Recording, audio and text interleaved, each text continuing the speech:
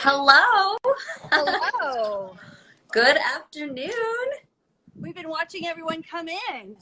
I know, it's fun. You're like in the waiting room. What's that? It's fun. You're sort of in the waiting room awaiting all your guests to your party. Exactly. Someone named Alpine Cowbell is here. Ooh, I love the sound of that. Maybe they're going to ring their bell. I do too. We have cowbells. I was just going to show everybody, as we're still kind of waiting for folks to come in, I'm going to show them where the cows are. Perfect. How's that? Yeah, let me get my bottle in the right spot. I've got all these good props and obviously more on the table. Can you see? Are you seeing cows yet? I see the hill. The cows might be hiding. I don't see them quite yet. They're in the shade. Oh, well, that's smart of them. Yeah, it's probably hard to see. They're down the hill near the driveway. So awesome. Well, it looks like you guys have a beautiful day as usual up in Healdsburg. yeah, it's really nice. It's been a nice really day. nice. Yeah, you got to get back. What's the temperature just to make all of us feel bad in San Francisco? I think Exactly it's 80. Yeah, it's right in the low 80s. Yep. Oh, that's amazing. John, I love the hat. Thank you. Good. Well, this is amazing. So far, we are not having technical difficulties, which is great. No.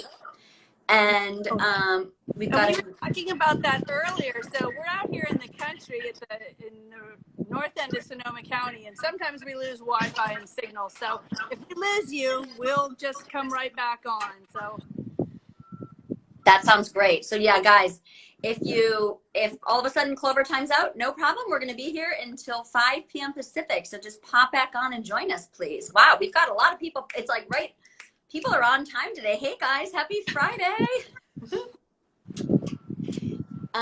Well, while we're waiting for people to arrive, I'm curious what you guys are sipping on, because I'd love to join for a sip with you. you know what? Our glasses are empty. John's going to start pouring us some rosé. Oh, okay. I pre-poured because I figured there'd be so much going on. I wouldn't be able to do that during the moderating. Okay. And we'll talk about the wines a little bit later. We'll talk about farming maybe first, if that's okay. And then you want to show them the bottle? Yeah, we've got our, well, I'll let Diane do the. Oh, Diane's going to be Vanna White. So I get to be the Vanna. So this is our 2019 Rosé of Pinot Noir. And Emily, you have yours also. I do too. And, you know, I figured I'd be sort of not wasteful and Coravin them, because I cannot drink 3 of these bottles tonight.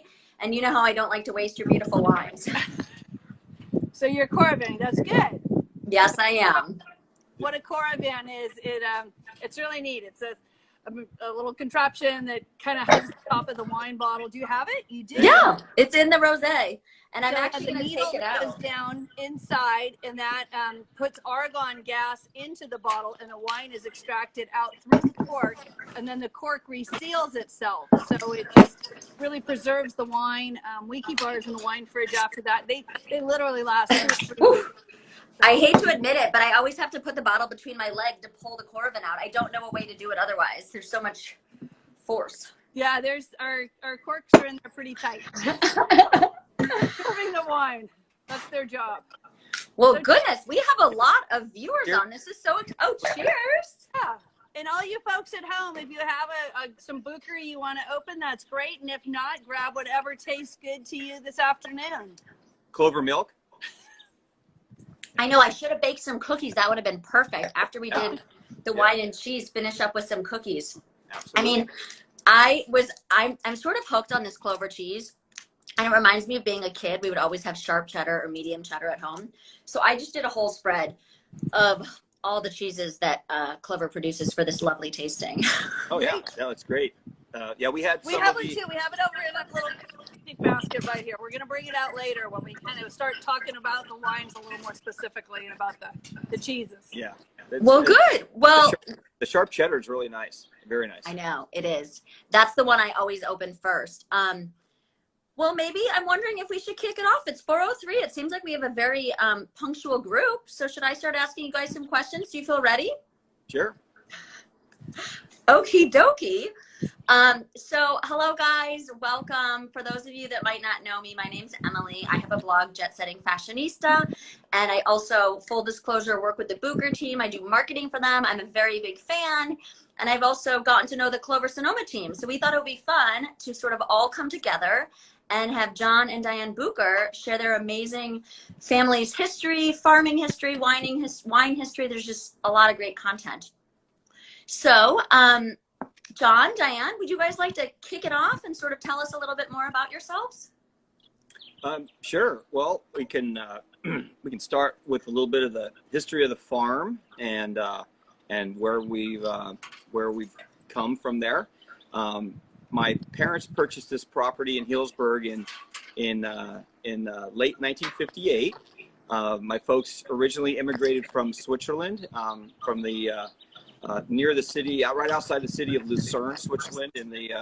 My dad in the early 50s, my mom in the mid 50s, and they worked in the Bay Area at different jobs. My mom was an au pair, my dad was a handyman, and then my dad started a dairy in Escalon, California, for a while, and didn't like the heat, so was looking for something for some a little bit cooler climate. So they found this place on West Side Road, about 5 miles out of town, and it was 360 acres that they purchased then, and it's today we still farm with 360 acres plus some leased land in the area and out in the Valley Ford area also.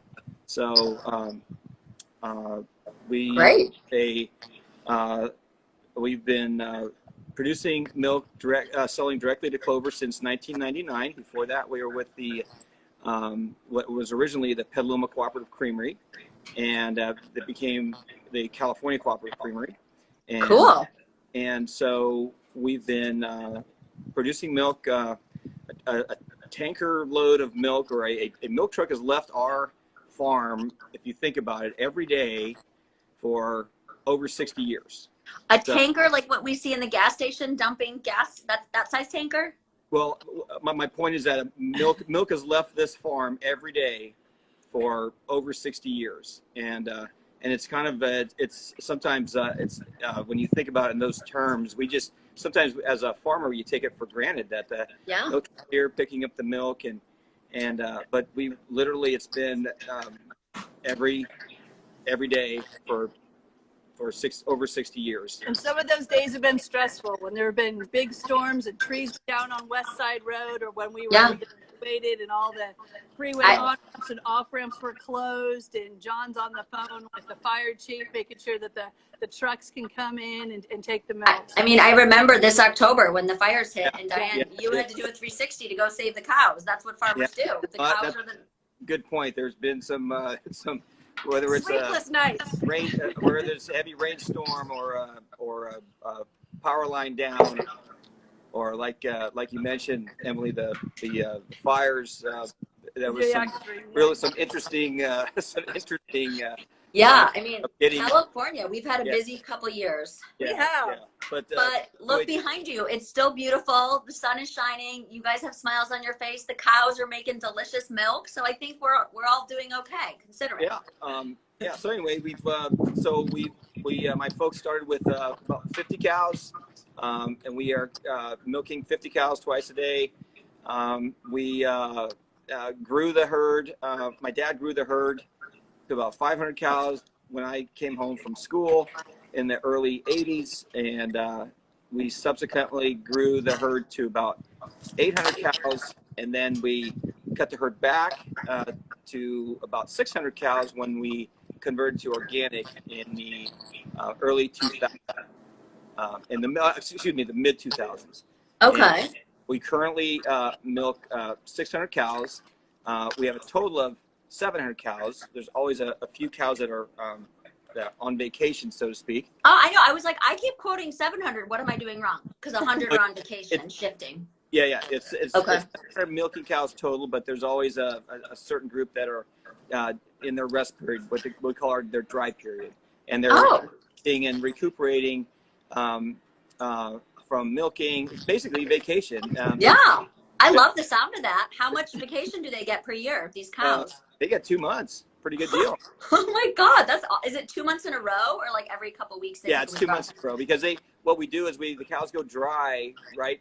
When they're approximately 7 months pregnant, cows have a 9-month gestation, and we want them to be rested and build up body condition and rest before in that last trimester of their pregnancy, so that they are in good condition and in good health when they start lactating again after they had after they have the next calf. Well, So, maybe, yeah. This is those of us. I mean, my grandmother grew up on a farm in Norway, so I know a little bit about this, but maybe 1%. So, speaking of the cows and vacation and how healthy and nutritious they are, can you share a little bit more, John, with us about what makes your cows produce such fabulous milk for Clover Sonoma? well, it's not just my cows. No, I just care about your cows right now. Clover fortunately sources. They source their milk from quite a few really awesome dairies in the Bay Area, or excuse me, in the North Bay, and Clover has very high quality standards that we have to adhere to, and that's what gives the milk a longer shelf life, and contributes to the quality, and all of that leads to basically Clover has some of the highest quality standards of any milk processor in the United States. So that's amazing. Pretty much say whether it's conventional or organic, yeah, Clover has some of the best quality milk anywhere in the U.S. So it's quite the accomplishment. It's a great tribute to Clover and their management, and to all the farms that produce milk for Clover. Well, and then isn't one of their cute logos like the happy cow? I gave my nephews the adorable happy cow book for Christmas, and they loved it. And it's all about, the happy cow in Sonoma grazing on your green fields, right? Well, the happy cow is the California cows, so we're part of that. Okay. But with Clover, it's they've done a great job marketing Clo the cow. That's what I'm thinking. Clo. Sorry, when I read the bedtime story, it's 9 p.m. I'm forgetting Clo's name, but he's really cute. Yeah. Clo's very cute. Here she is on some cheese. You'll see her. There she is. Go. Exactly. Oh, there she is. It's hard looking at it backwards. Yeah. Well, that's really cool.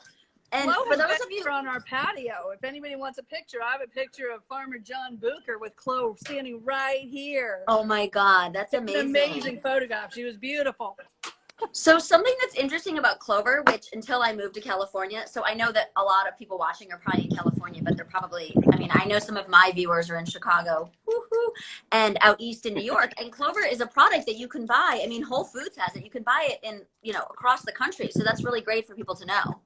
Certain products, I'm not sure exactly. I'm not involved on the distribution. The distribution, you just distribute the milk to the. Yeah, but there are certain products that are distributed. It might be more regionally. I don't know if it's all over the U.S., but hey, that's something to shoot for. Yeah, exactly. So speaking of which, I know that you guys have talked a lot in the past about American Humane Association certified. Can you explain to us what that means, please, John? Yeah, so you'll see on I believe it's on all the milk cartons. You'll see an AHA certification label. Oh, it's also on the cheese. Oh, this maybe one, I think. Maybe. Okay. Yeah, yeah, there you go. Yeah. Cool. So it's really what it basically means is we always cared for our animals.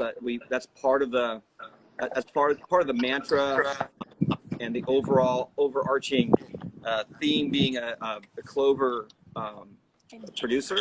Yep, of course. What we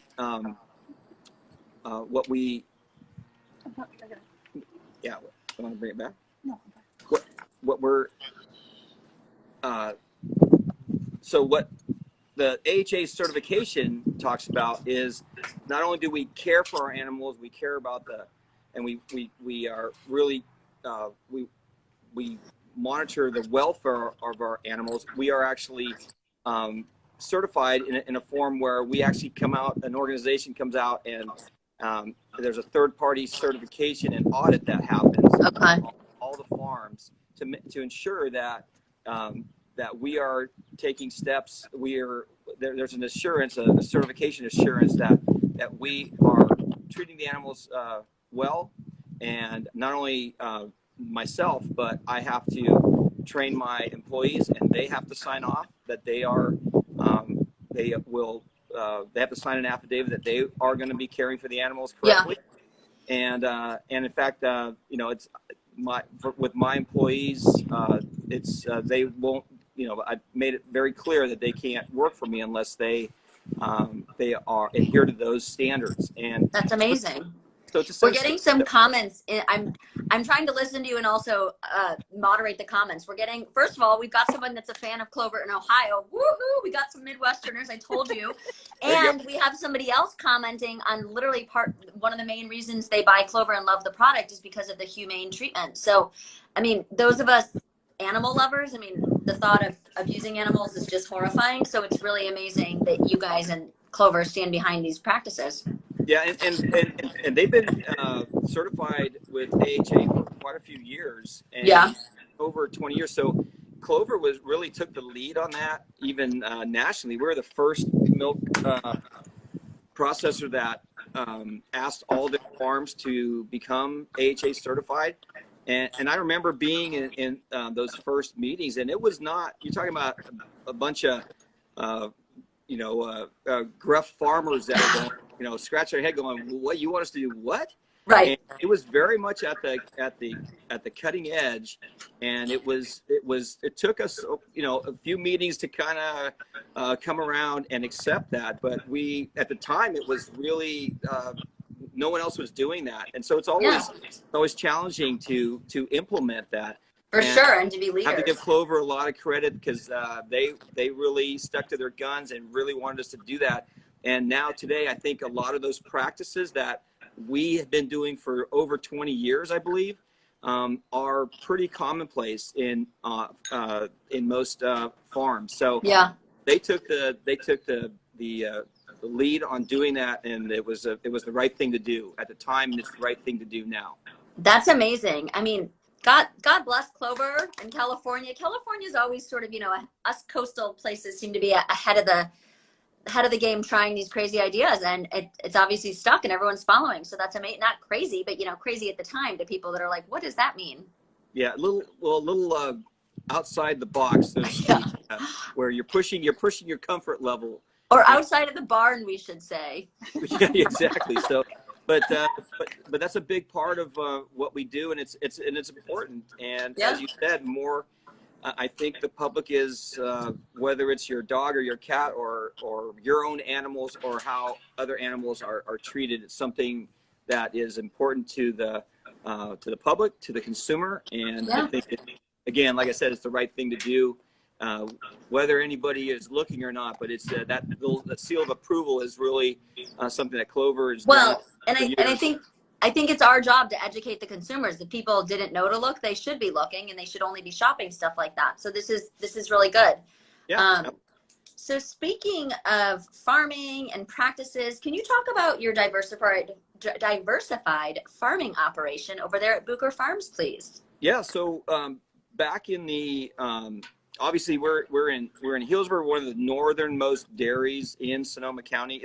I think we are the most northern dairy. Most of the dairies in Sonoma County are in the Petaluma area, a few in San Jose. And over the years, it's basically our area has evolved and transformed into the wine country.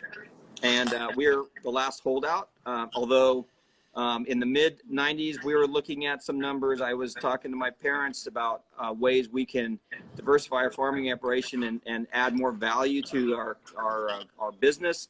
And we took the plunge and planted our first 5 acres of grapes in 1996, or prepped the land in 96 and planted our first vines in 97. So we've been growing grapes now on part of the ranch, part of our 360 acres. For almost 24 years now. Wow. And so we are relatively small as far as the acreage goes.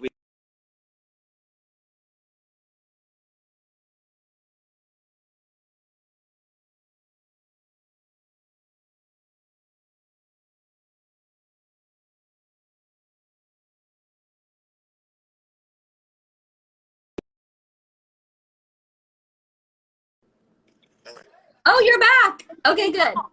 Someone calling about cows, probably. Oh my God, I know. My brother-in-law just FaceTimed me. Apparently, the phones are not smart enough to ignore these things when we're doing Instagram Live. Yeah. So anyway, we diversified into wine grapes slowly with the first 5 acres in '97, and we are currently we've added a few acres over the years, and we are currently we have on our ranch and our the home ranch here, we have about 40 acres of wine grapes, mainly Pinot Noir and a little bit of Chardonnay, and then I'm also leasing a property next door, just north of our place, that's contiguous to our property.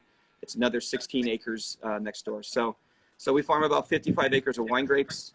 And that, like I said, that started in '97 to diversify our farming operation. Well, I want to get back to that. Maybe in the second half of this portion when we focus on wine, I want to hear about some of all the grapes and, because I know you guys have your own label, but you've also been sourcing for other people, which is very interesting. Yes, sure. We will table that question and come back to it in the last half. Sounds good. So what do you think are the similarities between, making grapes and milking cows? Growing grapes and raising cows. Well, there's basically, it's still agriculture, it's still farming. Obviously, it's a little bit different, and a lot of people ask me what do you like to do better? What's more enjoyable? What are the differences? What are the similarities? One of the things that they're both I find both very interesting and both very challenging. What the thing that I really enjoy though is the differences in the challenges. Like with dairy farming, it's, as we mentioned with the milk pickup, it's every day. It's 365. It's 24/7, 365, and we've I don't think I've ever had a Christmas off or New Year's off. Diane can attest to that. So that's just part of the drill. Farmer, and besides that, the timeline on how you care, what you do, the process. If you have a sick cow, you have to deal with it right away, and you have to resolve that right away. And usually, so the timeline on everything is different. Everything is twice a day on the dairy. You're feeding, you're milking, you're caring for the animals. And it's pretty much, there are certain times of the year some times of the year are different. Like right now, we're grazing the animals on the green grass in the springtime. So it's a little different jobs that related to that. But for the most part, we're doing the same thing every time, and we have to care for the animals and resolve any issues. If they're, like I said, sick animals, you got to take care of that soon. Otherwise, those animals could die. So and then contrast that with growing grapes, where you have an annual crop and it's seasonal. So like from November to probably March, end of February, I'm not in the vineyard very much because there's not a lot to do. Yeah. The vines are dormant, and things pick up once we have bud break, which happens usually about middle of March. And then obviously things really ramp up as we get closer to harvest, and then that's when it's all hands on deck for harvest. And so that's the time of year where it's like we're doing 2 harvests. We're harvesting milk, and we're out in the vineyard harvesting grapes. And we do a lot of the harvesting with grapes at night, which is it's been a transition to that over the years because the grapes are cooler at night, and it's better for the grapes. They don't start fermenting. That you have more time to stage them out in the vineyard, and it's easier to logistically to handle, get everything delivered. Yeah. One of the coolest things for me is in that time of year when I'm driving out to the vineyard, or I'm loading grapes and then driving back, and the road through the vineyard comes right by the dairy barn, and it could be 3 or 4 in the morning when we take off with the first load, and we see the lights of the neighbors out in the vineyards picking grapes, harvest.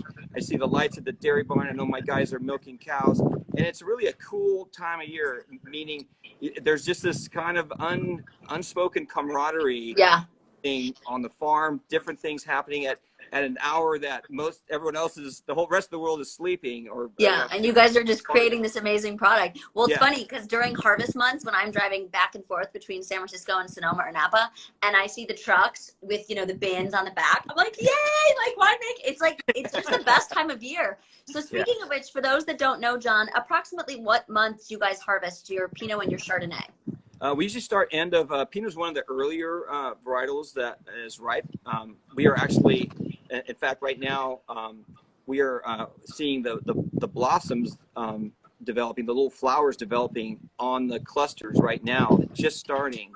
A little bit in the Chardonnay and a little bit just starting we have a few flowers that are starting in the Pinot Noir. So when that happens, that's basically the beginning of the berry set. The flowering has to happen, and grapes are self-pollinators. We don't need bees to pollinate. They pollinate themselves. And once the little berries are set, then we're looking at usually about 90 days to 100 days from that time. So what month approximately? Mid-May, about 90 to 100 days to harvest. So the berry set will probably be by the end, mid to end of May. So we'll start to harvest mid to end of August. Yeah, mid to end of August. So got it. Yeah. Great. Okay. Well, I'm looking at. I have a good list of to think. Our other little farm. Oh my gosh! All these devices going off. Our daughter just came home from the farm and she's covered in mud and dirt. Oh, Maggie? Yeah. Yes. So we have love to, and mine was. We have a 12-year-old yellow lab who loves to go to the farm. So. Yeah, I had a golden retriever. Maggies are just the best dogs ever. So I wanted to.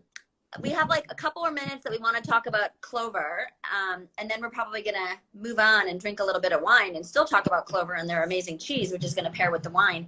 But I wanted to ask, John, as a farmer, what would you describe as like the most important elements that go into producing high quality products, both like organic dairy and in the vineyard?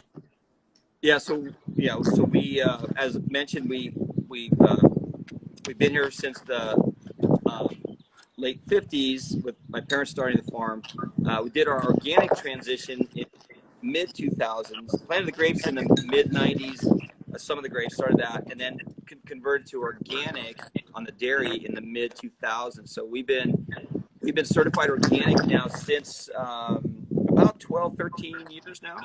I think we started producing our first organic milk. We started the transition in 2005, and it takes 3 years for the land to be certified and a year for the animals. So you can do the animals on the last year of your land transition. So everything got certified at the same time in the fall of 2008. So it's been, we've been actively producing organic milk since end of 2008, but the process started in 2005. Isn't that interesting? The grapes take 3 years and the animals only take 1. The land. No, the land for the. Sorry, I said I flipped it. Yeah.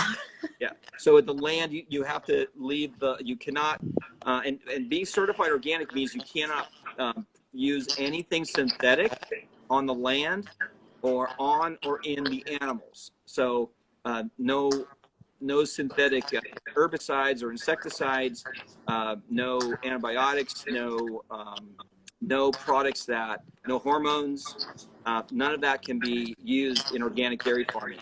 And the land has to be left idle from any synthetic products for 3 years. So we started that transition in 2005, like I said, and finished up and had everything certified by the end of 2008. So it's an expensive time to do that transition because you have to, you're still selling your products conventionally, regularly, but you have to invest in a lot of the organic standards and the organic feed for those 3 years also. But anyway, back to your question, as far as what it takes to produce high quality milk or high quality products.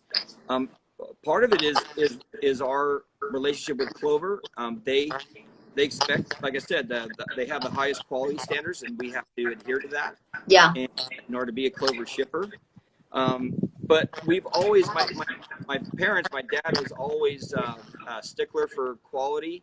And that's something that's just, I don't know if it's just his upbringing from Switzerland, where everybody keeps their front patio clean, and you have flowers in the garden, in the flower boxes in the windows. If anyone's been to Switzerland, it's just a kind of a given. That's just you just keep things clean and neat, and quality is part of your DNA. Yeah. And so I grew up that way, and people would always, as I got older, they would comment how clean our farm is, and I thought, well, this is just the way I grew up. I didn't know a lot of difference. So that's always been producing quality milk was always been something that my dad adhered to. And when I made the decision to diversify into wine grapes, that's what I knew. I was going to produce quality wine grapes too, because that's just it's in my dad's DNA, and it's in my DNA, and it's what I'm used to. It's what I grew up with. That's what my dad taught me, and so it was a fairly easy transition for me to adhere to that. So we had some.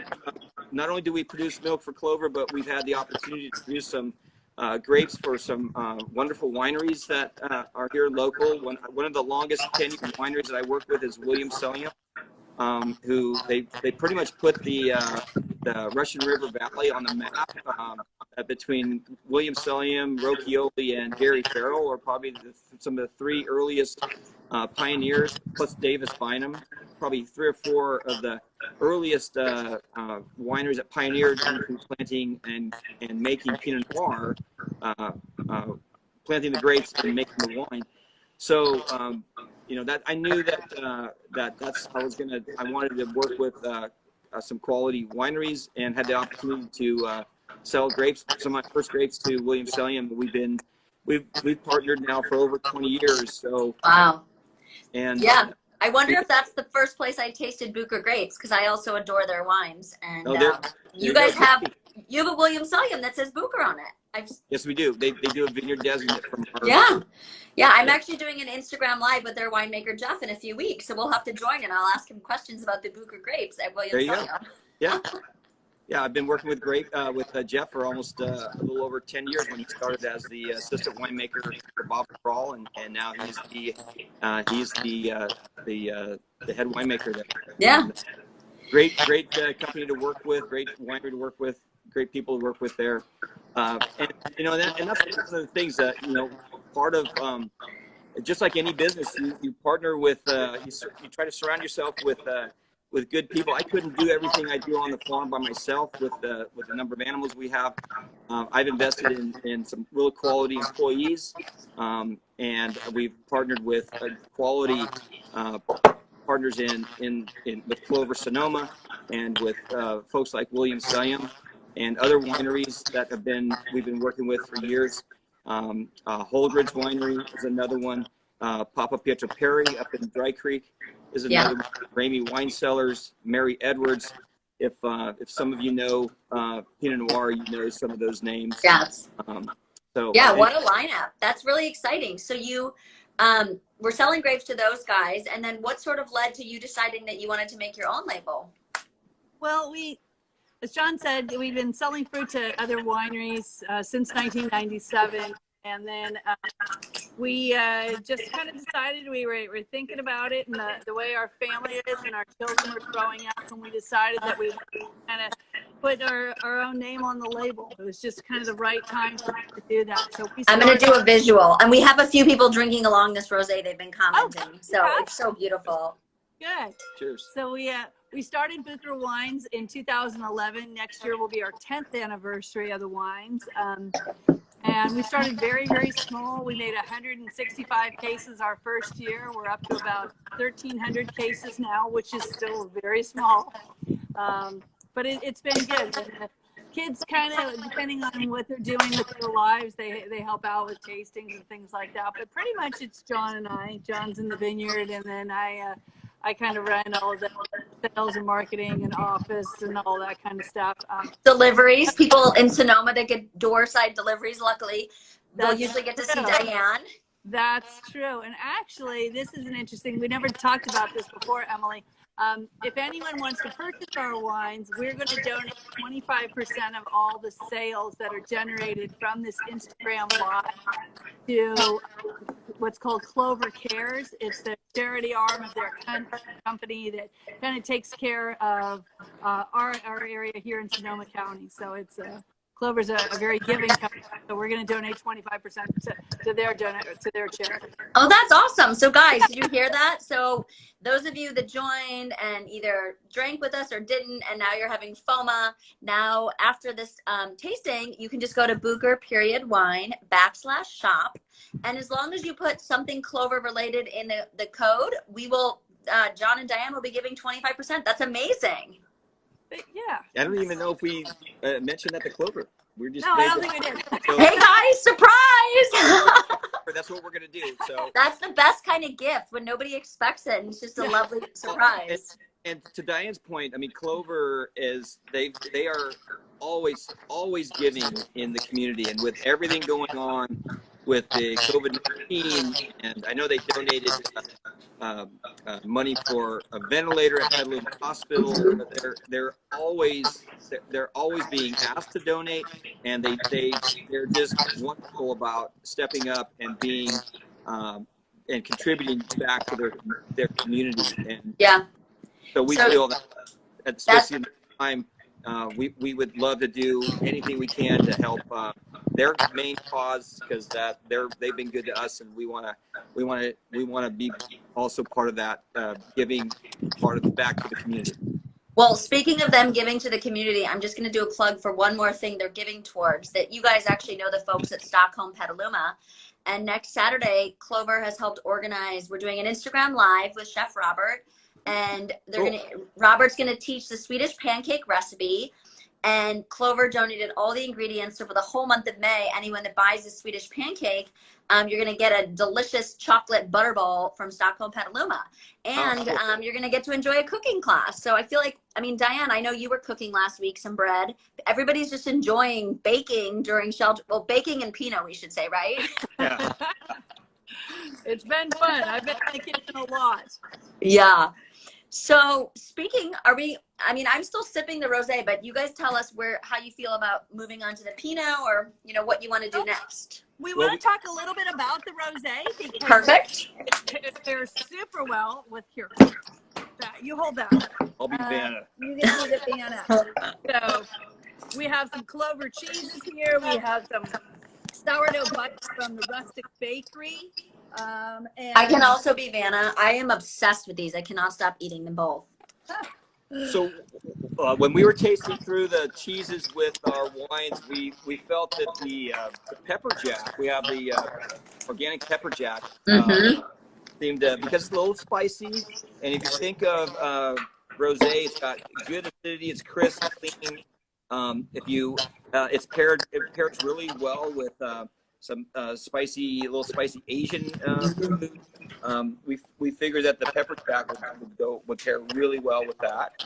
It does. So this our rosé and Pinot Noir. So John was saying that we grow Chardonnay and Pinot Noir. Those are the Burgundian varietals, the varietals that come from Burgundy, France. And I like to think, where's our bottom? She's like the fun younger sister. She is just. It's just a I can relate to that, Diane. I'm the fun younger sister too. I am too. Cheers. Why do you think we get along so well? I married the fun younger sister, so. Yeah, I would imagine it's fun to be married to a fun younger sister. The life of the party, Diane. Yeah, exactly. So it's as John mentioned, it goes really well with some spicy foods. It's really nice. It's a versatile wine. The grapes are picked at low sugar, so the alcohol is not too high. It's only 13.5%. So it's a nice afternoon wine, sitting by the pool wine, all the way through Thanksgiving while you got your turkey in the oven. You're trying to figure out what you want to do next. Having that little rosé is never a bad thing. So Diane, I want to show them the back. One of my favorite parts about your label is the cute little cow. After John and Diane write their note, there's a cow there. So literally, the farm is a part of their life, you know, everywhere. Yeah. Yeah, we wanted to, that cow on the back of our label is when we knew we wanted to, when we started a wine brand, we wanted to speak to our farming history, from our family's farming history, and that was just our little, nod to everything my folks have done, starting the farm. You know, not only that, immigrating from the country, working really hard at other jobs to save enough money to buy the farm, and it's really, you know, I'm technically a fourth generation farmer spanning 2 continents, and one of the coolest things is that my cousins are still farmers. My cousin still, in fact, my cousin's son now is taking over the family farm that my dad grew up on.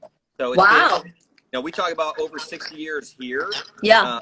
The farm that my dad grew up on has been in the Bucher family now for 125, more than 125 years. That's So, amazing. yeah, started by my great-grandfather. So there's a lot of farming history. Yeah, obviously cows have been a part of the Bucher family, whether it's in California or in Switzerland for over 125 years. So that's our little nod to our farm heritage. Yeah. Well, my grandmother grew up on a farm in Norway, and as a kid, we went every couple years, and it was literally the most fun month of our lives. And we would like go herd the cows in. I mean, we did it for 2 weeks at a time versus 365 days like you, John.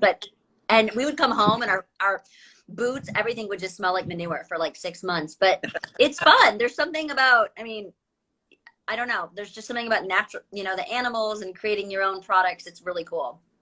I sort of wish that I grew up on a vineyard, as you guys can imagine, but it didn't happen. That's right. So, okay. Yeah, I love this rosé. It's especially easy to drink on a Friday during shelter in place. Yes, No kidding. exactly. So moving on to our first Pinot. So this is our 2017 Bucher Vineyard Pinot Noir. We make 4 different Pinot Noirs. This is our largest bottling. We do about 5 different cases of this. It's kind of the best representation of our vineyard. It comes from 5 different blocks in the vineyard. So John mentioned we have 40 acres here on this ranch. It's broken up into 14 different Pinot Noir blocks and 1 Chardonnay block. And there's different clones and fruit stocks, a lot of different things. We don't want to get too geeky on the wine side here, but different. Please do. You know I love to geek.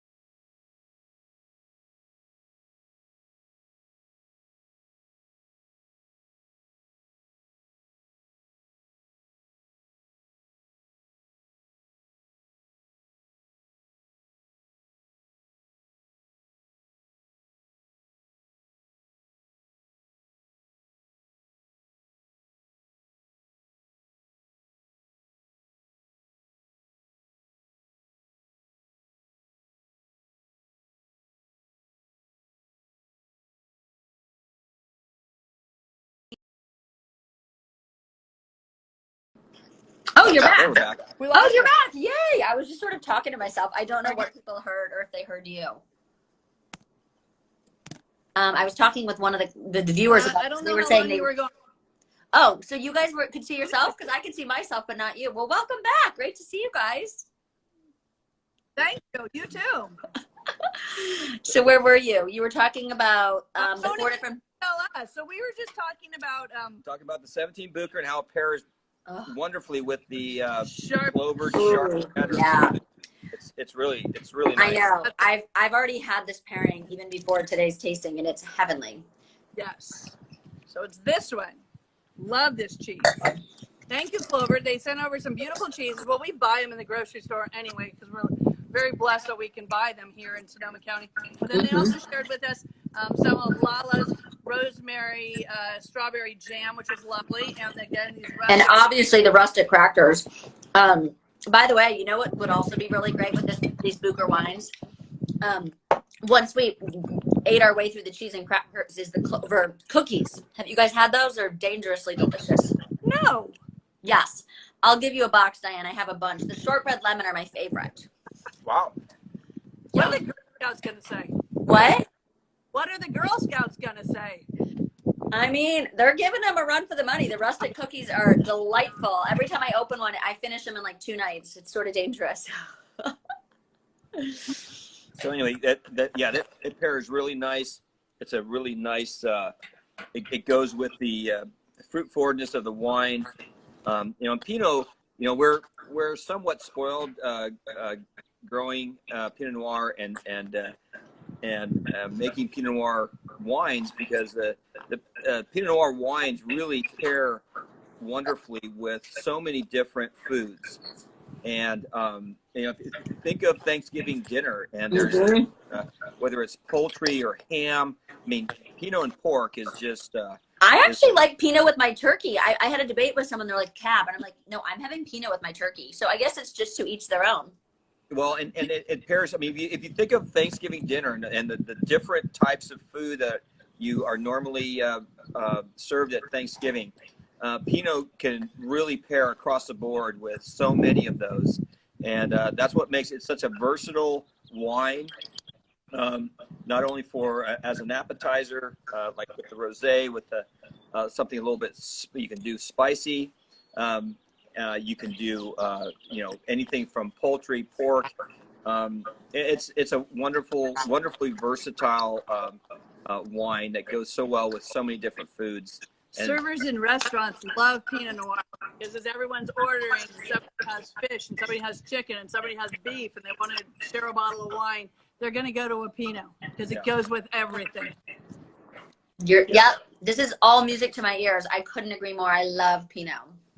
I mean, who's obviously, if I threw an event all about Pinot Noir, I think, I'm the queen of Pinot. Yes. So I'll plug Emily's event. Emily does Pinots and Plaid in San Francisco. And if you haven't been, it is one of the most amazing events. It's going to be in November of this year, I think. And it's just really high quality producers, lovely restaurants. And we're looking forward to it. Yes. Obviously, Bucher will be there. We might be pushing it out to early 2021, but okay. We'll see how shelter in place goes. And whenever we've got people that want to get in a room and drink a lot of wine together is when we will be doing it. That sounds good to us. We can maybe do a virtual Pinots and Plaid to get by till then. I know. Well, we'll probably be doing this again in a month or two, and that'll be exactly it, John. You're right. Yep. Yep. So anyway, one more wine. It's a Pinot Noir again. As I mentioned, we make 4 different Pinots, 4 distinctive Pinot Noirs. Oh man, I gotta dump this. I can be Vanna, John. Well, this is our 360. It's called 360. It's our barrel reserve. Our wine club loves this stuff. It doesn't go far once it gets released. It's a little bit darker. Has more dark aromas, kind of more black tea aromatics, kind of a spicy minerality on it. On the palate, when you taste it, it's a little bit darker one, kind of wild berries, dark cherry, plum. It's also so silky and smooth. I just think it's so lovely and elegant. And a lot of times it ends up being we call it barrel reserve because we do the selection when we're in the winery choosing different barrels. But it ends up being a lot of times some of the barrels that are newer in oak. So probably a little higher in tannins. You get tannins from the skin, from the seeds, and you can get that from the oak barrels also. So the tannins, the higher tannins help the wine age a little longer. And we really want that with this wine because this is our reserve. This is kind of our showcase wine. And we pair this with the Sharp Cheddar. No, I think this is Monterey with Jack. the Monterey Jack. Oh, okay. So you have a little bit more tannins in the wine and the creamy, the cheddar, now you got me saying it. Sorry. Monterey Jack has a little more of a creamy, creamy mouthfeel, and the tannins from the little higher tannins from the 360 seem to pair a little nicer with the Okay, I'll try it. with the Monterey Jack. But again, we're probably splitting hairs here as far as which wine to pair with which. Like we said, Pinot goes with everything. All these wines probably pair just as well. But this was just what we put together. And it's a fun little exercise, you know. Yeah. And I think pairings are like everybody's own prerogative, you know. I mean, I obviously go to the sharp cheddar for every pairing, but it's funny because I brought one of the cheeses to a friend's dinner party pre-shelter in place, and she made the most delicious dip. It was like a veggie dip, and then we just dip bread in it. And so, I mean, these cheeses are just very versatile. Mm-hmm. So if you have the cheese in front of you, I just took a piece of the Monterey Jack, and it just fills your mouth with a creamy texture. And so when you take a sip of the wine, it just it complements it so nicely because of the higher tannins in the wine. It just seems to just pair like you know, it's like peas and Heaven. carrots. Yeah. You know? Heavenly pairing. Yeah. So speaking of the wine, you know, I haven't asked about your winemaker yet, and you guys have quite an extraordinary, well-known, spectacular winemaker. So let's talk about Adam for a moment. We love to talk about Adam. We could talk about Adam all day. I know. I was like, let's just do an Instagram live about Adam. He's so entertaining. Why not? Yeah, I know. Actually, I watched him today for 45 minutes. A wine writer was interviewing him, and I'm like, gosh, I've known this guy for so long, and I'm still interested in hearing what he has to say. Yeah. He told stories today that I've never heard. I mean, the winemaker is Adam Lee. He and his wife, Diana, started Siduri Wines many years ago, and then they branched out into Novi Wines.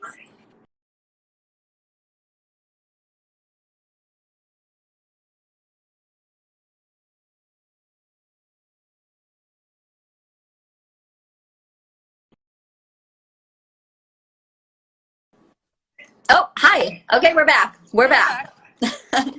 So you were talking about Novi wines when I got cut off. You know, What? Yeah, so Adam, he sold Siduri and Novi to Jackson Family Wines, Kendall Jackson, which is actually Jackson Family Wine. Yes. Years ago. And Adam was able to continue to consult for us. So he's been making our wine since 2011, made every vintage. And we're really lucky to have it. Kind of a cult winemaker. And he's mostly on the West Coast of the United States, making wines from Oregon, Washington, California, all the way down to Santa Barbara. And now he's gone pretty international, working with a French winemaker. And really, he has just every day, I think he wakes up and says, like, what new and different and innovative way can I do wine today? So Yeah. He's really exciting. And he's just taking great care of our wine. So. Yeah, no, so I met Adam, I don't know, probably 6 or 7 years ago when I first moved to San Francisco, before I knew you guys. And, you know, I sort of have just been tasting all the wines he made, and he's incredible. And he's one of those people that has such strong relationships with every single region. So when I went on a Somm tour to Santa Lucia Highlands, who was on the tasting panel? Of course, Adam. I'm like, oh, he came in from Healdsburg. So, and he's also doing a lot of really cool things in Oregon. I know we don't have Oregon with Bucher yet, maybe someday, who knows, but yeah, Adam Lee is just really cool. So I feel lucky that, you know, I get to work with you guys showcasing these beautiful wines made by Adam. And we got to know Adam. I met him probably 10 years ago, over 10 years ago we were both on a panel for some wine writers from the UK. And so we got to talking, and I was when we talked, he said he might be interested in some fruit, and I was excited about, because I, you know, same like you, Emily, I'd heard about Adam and I loved it. Yeah. And I was really excited about the opportunity maybe to sell him some grapes, and so I went down to his winery, and I was anxious or just excited about the opportunity to sell him grapes. And he had, at the same time, this is right before we were looking for a place to make our wine. This is 2010. We're kind of kicking around the idea of starting our wine brand. And then Adam, when I went to go visit him at the winery, he kind of turned the tables on me. He was interested in buying grapes, but at the same time, he said, look, I got extra space here. I just moved to this bigger facility.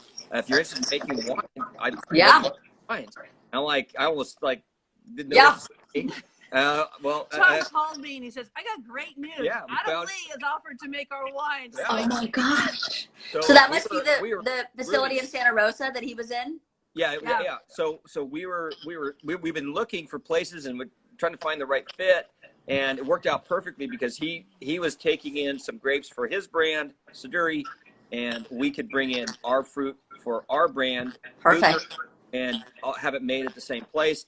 So Adam was able to learn about our vineyard through grapes he was buying for himself, and then plus everything we were bringing in. So he learned about it's like a winemaking marriage match in heaven. Yes. And you can talk about Adam's the way he has he has sourced grapes for his brand over the years. You know, I think they started him and Diana started their brand in the mid to late 90s. At the same time I planted grapes, they were starting to make their wine in the late 90s or mid to late 90s. And so he has experience. He's made wine from grapes in Oregon, California, Russian River Valley, down the coast, and down to Santa Barbara. If you think about that, he's seen and done everything. So, Santa Maria, Santa Rita Hills, all those spots. Yeah. To have someone that's working with our fruit and to make these decisions, especially on the tough vintages, when we have issues, he's been there, done that. And I think Adam, in a complimentary way, he is like a Pinot Noir savant. He just knows what to do. And I'm so blessed to have him as our winemaker. And not only is he our winemaker, we consider him a friend, and both him and Diana. And they're just they're great. Yeah. Speaking of him being the king of Pinot, this year at World of Pinot Noir, there was a great panel and I attended it, and it was just so informative and entertaining. What can we say? Adam's talented and also very funny and a great storyteller. Yeah. And I'm going to say one more thing, because sometimes people ask us like, oh, your competitors down the road, I see that they built a new winery or something. It's like, we don't consider anybody our competitors. Yeah. Friends. But Adam's wife, Diana, has a beautiful brand called Flaunt of sparkling wine.